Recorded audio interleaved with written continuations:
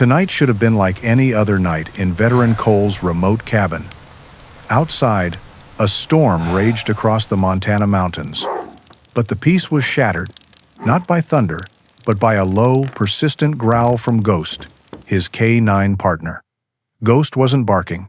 He was staring into the darkness with a lethal focus Cole hadn't seen since their days in the service. What he and Ghost found next, sprawled in the mud, was not a wounded wild animal, but a human being, bound tightly, their life fading with every shallow breath.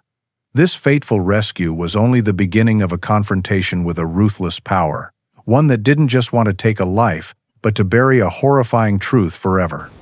Please support us by subscribing to the channel. Where in the world are you listening to this story from? Tonight should have been like any other. Outside the cabin, a furious Montana storm raged, throwing sheets of icy rain against the windows and howling through the pines. Inside, the world was reduced to the warm, golden circle of light cast by a crackling fire. In the center of that light sat Cole, a man who wore the quiet of the mountains like a second skin.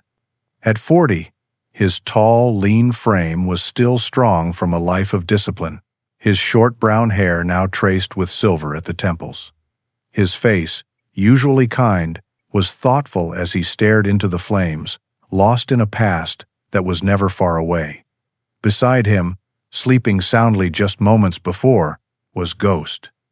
The 6-year-old German Shepherd was a magnificent animal, his thick coat a rare and striking pattern of silver gray and white that had earned him his name. A former K9, Ghost's temperament was one of profound calm, a silent sentinel who was Cole's only constant companion in this secluded life. But now, that calm was broken. It started not with a bark, but with a sound far more unsettling. A low, guttural growl rumbled deep in Ghost's chest, a vibration of profound unease that had nothing to do with the storm. His head lifted, ears pinned forward, his intelligent eyes fixed on the cabin door. He rose to his feet and padded silently to the threshold, scratching once, insistently. Cole's attention snapped from the fire. He knew every sound Ghost made. This was not a request to go out. This was an alarm. Trusting the dog's instinct without a second's hesitation, Cole pulled on a heavy, worn leather jacket over his plaid shirt and grabbed a powerful flashlight from the mantel. Stepping out onto the porch, the wind and rain hit him like a physical blow, the scent of wet earth and pine overwhelming his senses. Ghost didn't wait, immediately trotting off the porch and into the churning darkness, his pale form a phantom against the black woods. Cole followed, his boots sinking into the sucking mud of a nearby trail. Ghost led him nearly 50 yards from the cabin before stopping abruptly. The dog stood rigid, his focus locked on a dark shape half submerged in the mud. At first, Cole thought it was a fallen deer. He moved the flashlight beam over, and his blood ran cold. It was a man, unconscious, his face deathly pale and bruised. His limbs were bound tightly, cruelly, with the vicious glint of barbed wire that cut into his skin. He was soaked to the bone, his chest barely moving. Ghost, instead of showing aggression, let out a soft whine. He crept forward and gently nudged the man's neck with his wet nose, a desperate, instinctual attempt to share warmth. As he did, something small and thin was dislodged from the man's wrist, falling with a faint clink against a stone. Cole knelt, his light catching the object. It was a small, cold piece of metal, a keycard, completely blank. The journey back to the cabin was a desperate struggle against the storm. With the stranger's dead weight over his shoulder, every step was a battle against the grasping mud and the force of the wind. Cole's focus was absolute, his breath coming in ragged bursts, driven by the singular mission to get this man out of the cold. Once inside, he gently laid the stranger on his own bed, the one closest to the hearth. The fire, which had been a source of quiet contemplation moments before, now became a tool for survival. Cole's movements were swift and precise, the muscle memory of his past training taking over. He found his wire cutters and painstakingly snipped through the barbs cutting into the man's flesh, his touch surprisingly gentle. He stripped away the soaked, filthy clothes and wrapped the man's shivering body in a cocoon of thick wool blankets. All the while, Ghost watched from the foot of the bed, his silver gray form a statue of silent vigilance, his eyes never leaving the still figure. Hours later, as the storm began to subside, the man's eyelids fluttered open. His awakening was not peaceful. A deep, shuddering gasp escaped his lips, his eyes wide and vacant, swimming with a terror so profound it seemed to swallow the light in the room. When his gaze landed on Cole, he flinched violently, scrambling backward on the bed until he was pressed against the log wall, his throat working but producing no sound. Cole immediately raised his hands in a gesture of peace and backed away, giving him space. He recognized the look of a soul shattered by trauma. Pushing would only do more harm. The silence that followed was heavy and absolute. The man did not speak, did not make a sound, his entire being locked in a prison of fear. It was Ghost who broke the stalemate. While Cole kept his respectful distance, the shepherd rose slowly, his claws making no sound on the wood floor. He approached the bed, not with the confidence of a guard dog, but with a quiet humility. He laid his head on the edge of the mattress, his soft eyes blinking slowly. After a long moment, he nudged the stranger's trembling, clenched hand with his nose. The man flinched, but did not pull away. Ghost nudged him again, a warm, persistent presence. Slowly, miraculously, the tension in the man's hand eased just a fraction. He had found his only anchor in a sea of terror. Later, as Cole gently dabbed the man's forehead with a cool cloth, he noticed it. There, at the nape of the neck, just below the hairline, was a scar. It was small, no more than an inch long, but it was perfectly straight and clean, the work of a scalpel, not an accident. It was a deliberate mark, a man-made intrusion, and it sent a fresh wave of alarm through Cole, telling him that the nightmare this man had escaped was far from over. By morning the storm had passed, leaving behind a world washed clean and deceptively peaceful. Inside the cabin the stranger remained a ghost, awake but lost in his silent trauma. The small, precise scar on his neck was a constant, nagging presence in Cole's mind. It was a deliberate mark, and that meant the man's discovery was no random act of violence. This was something organized. Knowing he could not protect the man alone, Cole made a decision. He walked to the small radio he kept for emergencies and contacted the only person in Silver Creek he truly trusted. An hour later, an old county sheriff's truck rumbled up the path. The man who stepped out was Sheriff Sam Rockwell, a man whose sturdy frame had been softened by 60 years of life, his face a roadmap of laugh lines and worry. He was nearing retirement, and the weariness of his long service showed in his eyes, but they still held a sharp, unwavering sense of justice. He and Cole had a friendship that required few words. Cole met him on the porch. "Sam, thanks for coming. When you call on the private channel, I come," Sam said, his voice a low gravel. "What have you gotten yourself into, son?" Cole led him inside. Sam's eyes fell on the figure in the bed, then on Ghost, who stood quietly beside his charge. The sheriff took in the scene, his expression becoming grim. Cole recounted the events of the previous night, his voice low and steady.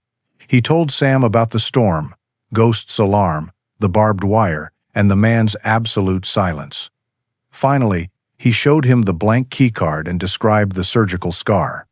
Sam listened without interruption, his gaze thoughtful.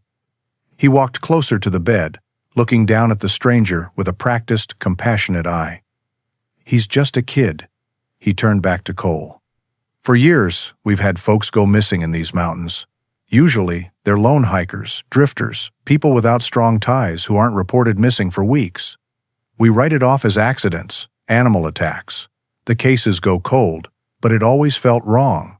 He paused, running a hand over his tired face. "There are whispers in town, stories most people ignore, about a place deep in the woods, up past the old ridge, a biomedical research facility. Belongs to a corporation, Aethelred Labs. Sam lowered his voice, even in the privacy of the cabin. "They say it's guarded like a fortress. No one gets in or out without clearance. The locals say they're doing secret government work. I've always wondered what they were really doing up there." He looked from the scar on the stranger's neck to the blank keycard in Cole's hand. "Now, I'm starting to think we have an answer, and it's not a good one." The days following Sheriff Sam's visit settled into a fragile routine. The stranger's physical wounds began to heal. The angry red lines left by the barbed wire slowly faded into dull scars. He was stronger, able to move around the small cabin, but he remained a silent shadow, his eyes holding a permanent distance. He ate only when Cole sat across the room, and he slept fitfully. But there was one constant source of solace in his shattered world: Ghost. The bond between them deepened with every passing hour. The stranger's hand was almost always resting in the shepherd's thick, silver fur, his fingers gently stroking as if the simple, repetitive motion was all that kept him tethered to the present. He only seemed to breathe easier when Ghost was by his side, a warm, living shield against the horrors that haunted his silence.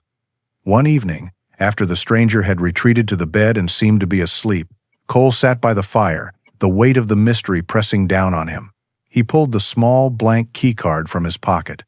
It felt cold and foreign in his calloused hand. It was the only tangible link to the whispers Sam had spoken of, to the sinister fortress of Aethelred Labs hidden in the mountains. He turned it over and over, studying its featureless surface, trying to will it to give up its secrets. He did not hear the man stir. He only became aware of him when a sudden, sharp gasp cut through the quiet room. The stranger was sitting bolt upright in bed, his eyes locked on the keycard in Cole's hand. The reaction was instantaneous and violent. A tremor seized his body, and he began to convulse. A choked, guttural sound tearing from his throat, the sound of pure, unadulterated terror. His eyes, fixed on the card, were not just afraid. They were seeing a nightmare Cole could not imagine.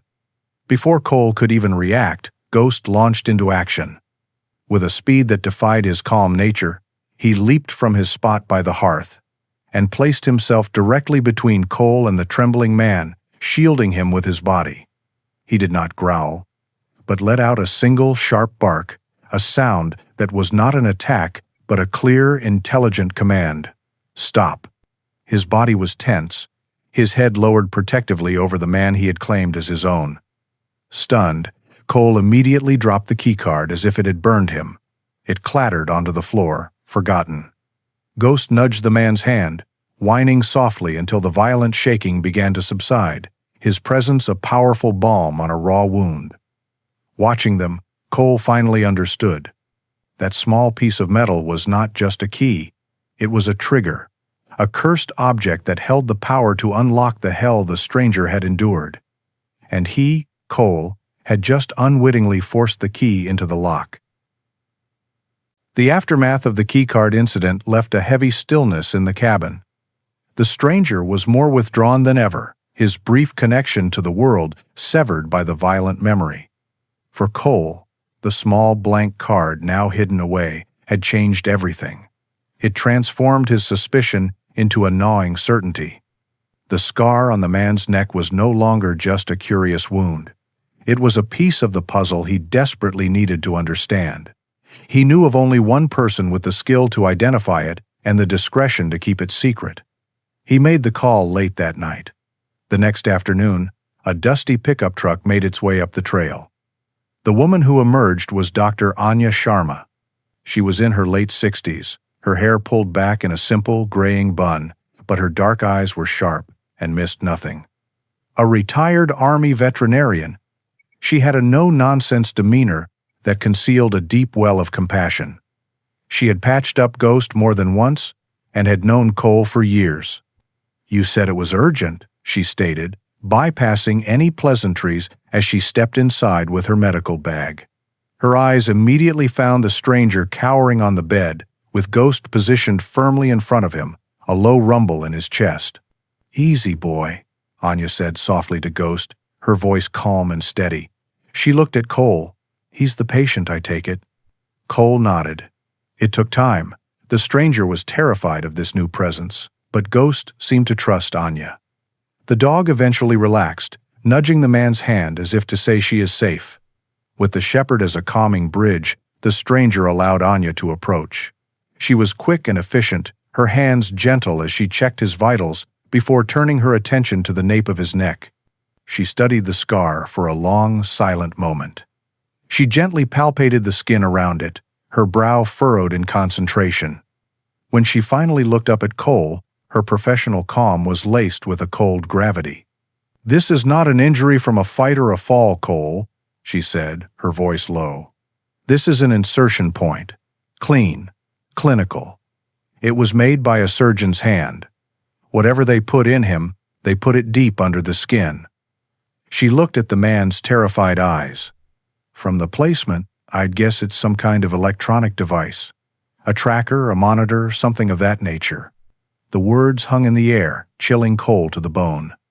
This confirmed his darkest fears. The stranger was not just a victim of a random, brutal assault. He was a subject, a specimen in some systematic, inhuman experiment.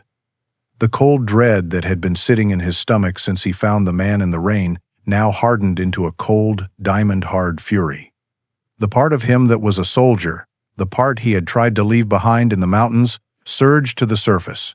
His duty was no longer just to shelter, but to protect. He looked at the fragile man and his loyal dog and made a silent vow. He would find the truth, and he would shield this broken soul from the devils who had marked him as their own, no matter the cost. Dr. Sharma's confirmation had drawn a line in the sand. Cole was no longer just a caretaker. He was a combatant in a war he didn't yet understand. The cold fury that had ignited within him now sharpened into a familiar, methodical focus. Local law enforcement, even a good man like Sam, was not equipped for this. The enemy was sophisticated, and Cole knew he had to fight them on his own terms. He had to reach back into a world he had tried to forget. That night, he retrieved a heavy-duty satellite phone from a locked case hidden beneath a floorboard, a relic from his former life. He took a clear, high-resolution photograph of the blank keycard. Then, he composed a message, encrypted and concise, to a contact he hadn't spoken to in years, a ghost in the intelligence community who owed him a favor. The message contained only two elements, the image of the card and a short, clinical description of the subcutaneous implant Dr. Sharma had identified. He sent it, knowing the request would travel through layers of digital security to find its target. Then, there was nothing to do but wait. The following days were thick, with a new kind of tension. While the stranger slowly regained a sliver of trust, even offering a piece of his own bread to Ghost one morning, in a gesture that made Cole's heart ache, Cole himself was on high alert. He patrolled the perimeter of his property constantly, his senses sharp, watching for any sign of surveillance. He was no longer just a man living in the woods. He was a sentry guarding a precious, fragile life. The reply came 3 days later, not as a call, but as a small, encrypted data packet downloaded to his secure device. Cole opened it, his jaw tightening as he read the blunt, chilling text. The message confirmed that Aethelred Labs was a shell corporation, a legitimate-looking front for a global criminal network. Their specialty was not medicine, but monstrosity. The contact's words painted a horrific picture of non-consensual human experimentation and a thriving black market for harvested organs. Their victims were chosen with cold calculation, the homeless, the undocumented, the socially invisible. They targeted people who could vanish without a single person to raise an alarm. The final line of the message made Cole's blood run cold. It read, "Your subject fits the profile of a failed acquisition or an escaped experiment. Consider him a high-value target and yourself compromised. This is beyond our scope. Be careful." Cole looked up from the screen, his gaze falling on the stranger who was sitting on the floor, leaning his head against Ghost's warm flank as the dog slept. He was not just a man anymore. He was an escapee, a witness to unimaginable evil. and the monsters he had fled from would stop at nothing to get him back or to silence him forever. The weight of the information from his contact settled heavily on Cole. He knew he had to move quickly. The quiet solitude of his mountain cabin had been shattered, replaced by the chilling certainty that unseen eyes were now watching. He spent the morning reinforcing the cabin, boarding up windows, and ensuring all exits could be secured quickly. He even fashioned a rudimentary tripwire alarm system in the surrounding woods, a habit from his past that had never quite faded. The stranger, whom Cole had started calling by the first name that flickered in his own mind, Elias, watched these preparations with a growing unease. He still couldn't speak, but his eyes, now showing flickers of something beyond pure terror, followed Cole's every move with a silent question. Ghost remained Elias's constant shadow, a reassuring presence that seemed to calm some of the fear that still clung to him. Just as dusk began to paint the sky in shades of orange and gray, a vehicle's low rumble broke the stillness. Cole moved silently to the window, peering through a crack in the boarded-up frame. A sleek black SUV was slowly making its way up the rough track to his cabin. Two men emerged. They were dressed identically, in dark, expensive-looking suits, their faces impassive and hard. There was a cold efficiency in their movements that spoke of training and purpose. As they approached the porch, one of them, the taller of the two with closely cropped hair, offered a practiced smile that didn't reach his eyes. "Mr. Cole, we're federal agents. We're here to transport a material witness in a sensitive case." He held up a badge in a swift, almost dismissive gesture. "We understand he's with you." Cole stepped out onto the porch, his posture relaxed but his gaze unwavering. "I wasn't expecting any visitors. We apologize for the lack of advance notice, Mr. Cole, but time is of the essence," the other man said, his voice smooth and devoid of warmth. "The individual in your care is crucial to an ongoing investigation." It was Ghost's reaction that confirmed Cole's gut feeling of wrongness. The shepherd, who had remained calmly by Cole's side, suddenly tensed. His ears flattened against his skull, and a low, menacing growl rumbled in his throat, the same warning he had given in the storm but now laced with unmistakable hostility. This was the same dog who had been calm and accepting with Sheriff Sam. His visceral reaction to these men was a blaring alarm bell.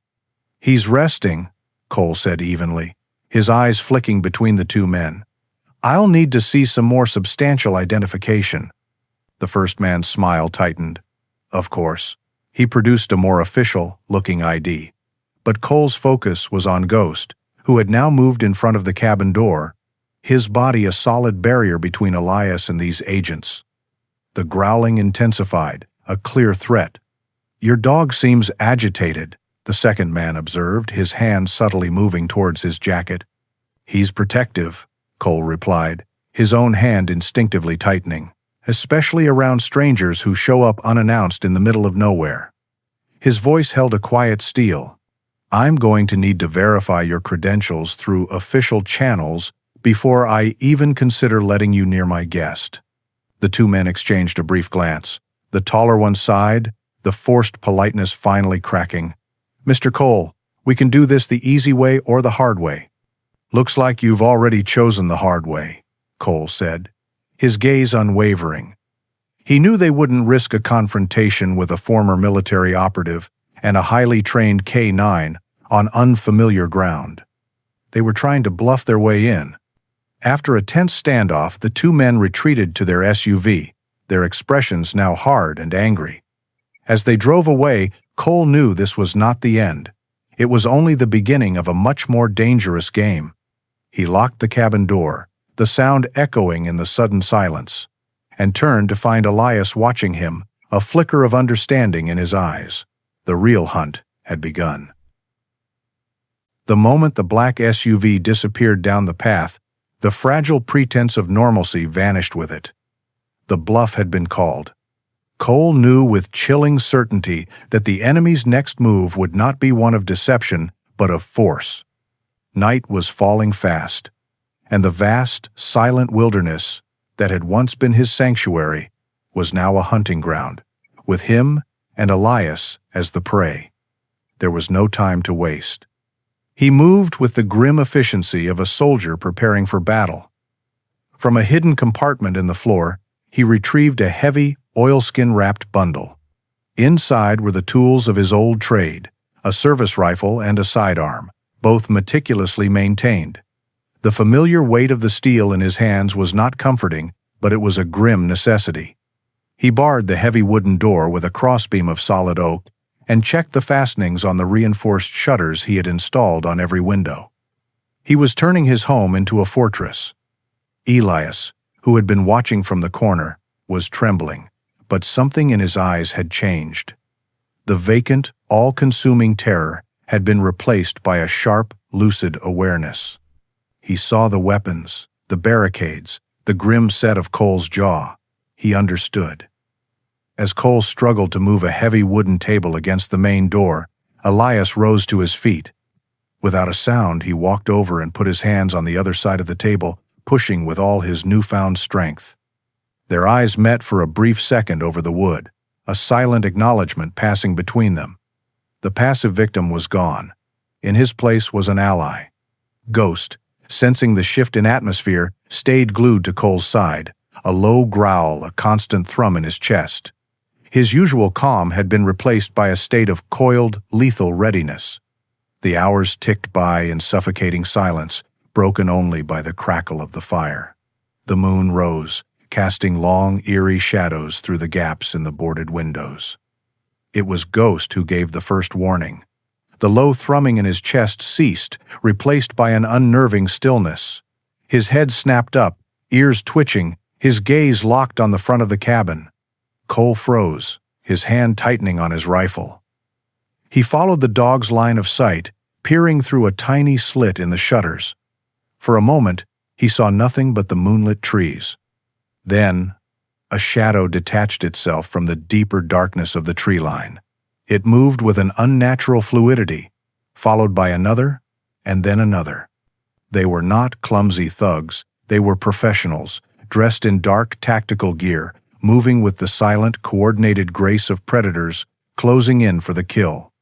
Their objective was clear. They were here to erase every trace of what happened, starting with the two witnesses inside the cabin. The hunt was over. The assault was about to begin. The assault began not with a shout, but with the sickening crunch of wood splintering. One of the reinforced shutters gave way, and a dark figure began to climb through the window. The cabin, once a sanctuary, instantly became a battlefield.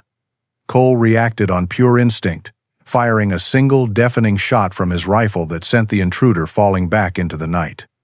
But another attacker was already at the door, trying to force the lock.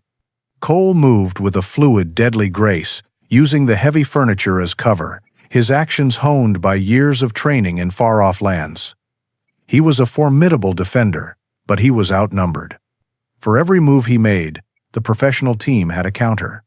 They moved with silent hand signals, their coordination a testament to their dark trade. A tense, brutal dance of shadows and gunfire filled the small cabin, the acrid smell of cordite mixing with the scent of pine. The odds were long, and Cole knew it. The turning point came from the most unexpected quarter. In a brief lull, Cole unlatched a small, low window at the back of the cabin. "Go, Ghost, go," he commanded. The silver-gray shepherd shot through the opening and vanished into the darkness he knew so well. Outside, Ghost began to bark frantically from the edge of the woods, drawing the attention of one of the attackers. The man turned, aiming his weapon towards the sound, momentarily distracted. It was the only opening Ghost needed. He launched himself from the side, a silent missile of fur and fury, his jaws clamping down hard on the man's weapon arm. The man screamed in pain and surprise, his rifle clattering uselessly to the forest floor. Cole seized the opportunity Ghost had created, moving to neutralize another threat at the front window, but in doing so, he left his flank exposed. A third man, who had been silently cutting through the back wall, rose up behind him, a long knife glinting in the moonlight. He was too close, too fast. Cole was out of time. It was then that a sound tore through the cabin, a sound more shocking than any gunshot. "Watch out!" The voice was raw, hoarse, and full of desperate force. It was Elias. He stood near the fireplace, his body no longer trembling with fear, but rigid with adrenaline, his eyes blazing. The psychological wall had shattered. Reacting to the shouted warning, Cole spun around, bringing his rifle up just in time to block the knife thrust that would have ended his life. He shoved the attacker back, the two men grappling for control. Elias did not hesitate. He grabbed the heavy iron poker from the hearth, his hands gripping it like a club. The man who had been a silent, helpless victim was gone. In his place stood a fighter, ready to defend the man and the dog who had given him back his life. He moved to stand with Cole, a warrior forged in the fires of his own personal hell. Just as the remaining attackers regrouped for a final, desperate push, a sound cut through the chaos that made them freeze. It was the wail of distant sirens, growing steadily louder. Red and blue lights flashed through the trees, painting the battlefield in strobing colors. Sheriff Sam's reinforcements had arrived.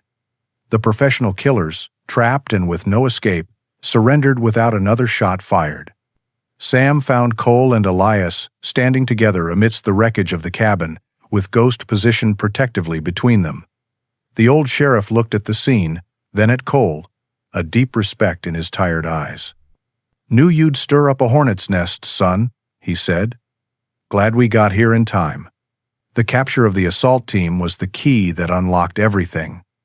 The evidence they carried, combined with Cole's information and the keycard, was enough for federal authorities to issue a warrant. The raid on the Aethelred Labs facility was swift and overwhelming. They found a house of horrors, but they also found survivors. The entire monstrous network, built on the suffering of the forgotten, was dismantled from the top down. In the quiet weeks that followed, the stranger began to heal in ways that seemed impossible. The terror in his eyes was replaced by a quiet watchfulness, then by curiosity. His voice, once torn from his throat in a single desperate cry, grew stronger each day. He told Cole his real name was Daniel. The memories returned, not as a flood, but as a slow, painful tide, bringing with them the stories of what he and others had endured. His testimony, delivered with a quiet, unbreakable courage, became the cornerstone of the case against Aethelred Labs, ensuring that justice would be served not just for him, but for all the victims. Months later, spring had returned to the Montana mountains. The harsh angles of winter had softened into green, and wildflowers grew on the path to the cabin. The splintered wood of the door had been replaced, the shutters repaired. It was a home again, not a fortress. Daniel, no longer a ghost of a man, worked alongside Cole, the easy rhythm of their shared tasks, a testament to their bond. He laughed now, a sound that Cole had once thought he would never hear. One afternoon, Cole sat on the porch, watching Daniel throw a stick for Ghost. The silver-gray shepherd, no longer a tense guardian, but a joyful companion, leaped and bounded through the tall grass, his tail a plume of pure happiness. The three of them, a soldier who sought solitude, a man who was stolen from the world, and a dog who saw only the good in them both, had become a family. They were a special kind of family, forged in violence and fear, but rebuilt by trust and loyalty. Here, on the quiet slopes of Silver Creek, they had found more than just safety. They had found their dawn. The story of this unlikely family reminds us that the greatest healing often begins not with words, but with a quiet loyalty that refuses to let go. It shows us that even after the deepest darkness, a new dawn is possible when we have someone to trust by our side. If this story of hope and redemption touched your heart, please consider sharing it with someone who might need a reminder that they are not alone. Your likes and comments help build a community that celebrates these incredible bonds.